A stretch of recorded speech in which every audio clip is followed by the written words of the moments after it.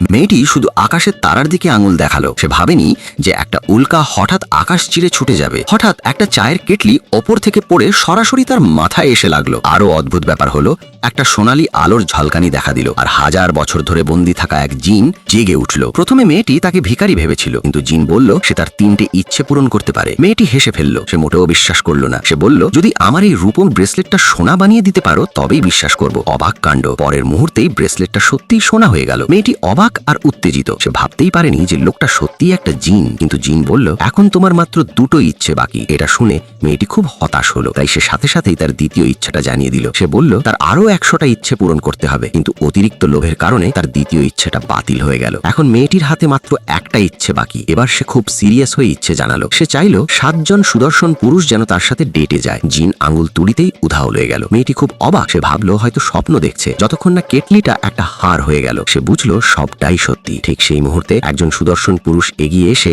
মাতাল মেয়েটিকে জড়িয়ে ধরলো আর বলল সে তাকে বাড়ি পৌঁছে দেবে। মেয়েটি তো সে এতই খুশি হলো যে অজ্ঞান হয়ে গেল। যখন তার জ্ঞান ফিরল, সে দেখলো সে আবার তার কলেজ জীবনে ফিরে এসছে। এমনকি তার একজন মেধাবী আর হ্যান্ডসাম বয়ফ্রেন্ডও আছে। সে যখন খুব উত্তেজিত, ঠিক তখনই একজন স্পোর্টি হ্যান্ডসাম ছেলে সে তাকে প্রেমের প্রস্তাব দিল। এটা দেখে তার মেধাবী বয়ফ্রেন্ড খুব রেগে গেল। সে সাথে সাথে তার হাত ধরে তাকে একজনকে বেছে নিতে বলল। সে যখন দ্বিধায় ভুগছিল, জিন হঠাৎ হাজির হলো আর দ্রুত তার তৃতীয় ডেটের ব্যবস্থা করে দিল। এবার সে একজন বিলিয়নের সিইও সাহেব তার মন জয় করতে লাখ লাখ টাকা খরচ করে ফেললেন। ধনী স্ত্রীর জীবন উপভোগ করার আগেই তাকে টপ অ্যাসাসিনের সাথে ডেটে নিয়ে যাওয়া হলো। কিন্তু যখন তারা চুমু খেতে যাবে, জিন হঠাৎ তাকে ফিরিয়ে আনলো। সে প্রায় জিনকেই চুমু খেয়ে ফেলেছিল, যা দুজনকে বেশ অস্বস্তিতে ফেলে দিল। ঠিক সেই মুহূর্তে দরজায় কড়া নাড়ার শব্দ হলো। মেয়েটি দরজা খুলে দেখলো বাইরে একজন টপ মডেল দাঁড়িয়ে আছে, যে সবেমাত্র গোসল সেরে এসছে।